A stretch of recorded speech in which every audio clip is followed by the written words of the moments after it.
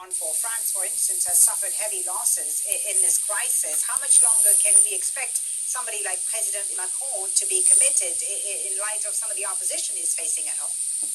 Oh, they are not at all decided to leave. The general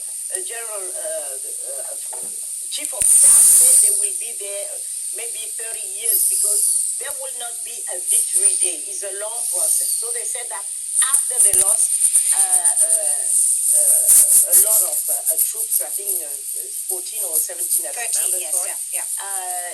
A couple of weeks ago. So they are not, the decision is well, not there'll be people because dead, they strongly feel that their duty and that the security of Europe will be impacted if the Sahel region stay in a chaos. So I don't think the problem is there. The problem is the acceptance of Africans of the international troops. There were problems, maybe as you said. There were demonstrations along the route. Women saying our husbands are dying, why are the French here? They have so much money and so much power and nothing is being improved. And then President Macron said, okay, I need all these friends, not all these head of state to come to Pau and to tell me what they want to do. And it was a very bad reaction. They don't feel that. France has to summon the people to come, the African head of state to come and summon, because the first people to be concerned are the Africans. Right. But I think that meeting in Pau that you talk about is still going to happen, in fact, in early 2020, in January 2020, that meeting between African leaders and the French president is going to happen in Pau still. Let me bring in Stig. There were a lot of discussion. Yes, indeed. Yes. Let me bring back Stig into the conversation. Stig, as Marie-Roger Bilot has said, money alone is not enough. But a number of countries have committed large aid budgets to the Sahel, concerned about poverty and climate change, for instance. And yes, yet it's proving difficult to provide effective public services or grassroots economic development to the region. What needs to happen? The aid and the promises are there. So what else has to happen?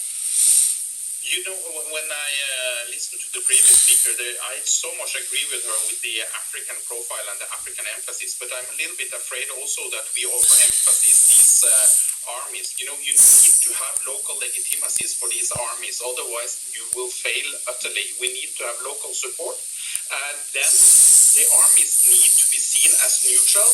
They need to be providing security at the local level. One of the big mistakes we've done is to leave areas to the control of some of these extremist organizations. We have these fast forces, including the French forces, who can defeat, for example, Jnim and the Islamic State in open battles, but they don't provide village security, leaving them to a kind of semi-territorial control that I write about in my latest book of some of these jihadist actors. And we have also these local conflicts, like the pastoral conflict with the nomadic population in Mopti that needs to be addressed. And here, the army hasn't been very efficient at all. It's partly seen as an actor and partly not seen as doing its job. So we need to emphasize not only on building up these armies, but we need to emphasize on building up the legitimacy of these armies as well as their human rights records, as well as the building up a perception of them being neutral. Otherwise, that won't simply be efficient. But I so much agree that these solutions have to be local, but you need to look into local legitimacy. That's very important. And if we don't do that, we will see things going in the wrong direction still. The solutions have to be local, but also with help, Stig, from the international community.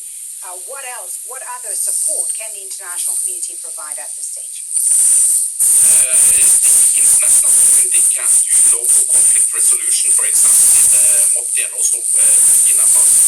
Of course, there could be support service provision at the local level, but conflict resolution, that needs to be done, and maybe it has been neglected, and it should be especially emphasis in these areas where it looks like these groups can expand into. So Burkina Faso and also this is very important.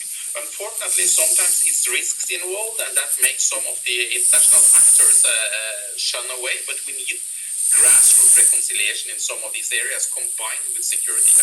Thank you so much for a very interesting discussion. Marie-Roger Biloas, Jay Hansen, thank you both for being on Inside Story. And thank you as well for watching. You can always watch this program again anytime by visiting our website at aljazeera.com. For further discussion, go to our Facebook page, facebook.com/AJ Inside Story. You can, of course, also join the conversation on Twitter.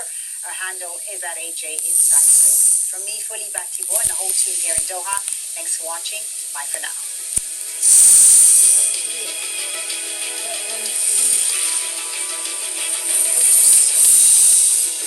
This is on delay. Says Pakistan's previous minister is been sentenced to death for treason. Of the temple. It's still regarded as a holy place by devout Jews around the world, but its Wailing Wall name speaks of the bitter history of the Jewish nation since that time. They've lived with constant terror, death, suffering, for centuries. Bhutto's father was But executed. as Jesus continued to answer his disciples' questions, it became more and more clear that he was speaking of something on a much grander scale. Indeed, the end of our physical world. For then there will be great distress, unequaled from the beginning of the world until now, and never to be equaled again. If those days had not been cut short, no one would survive. For the sake of the elect, those days will be shortened.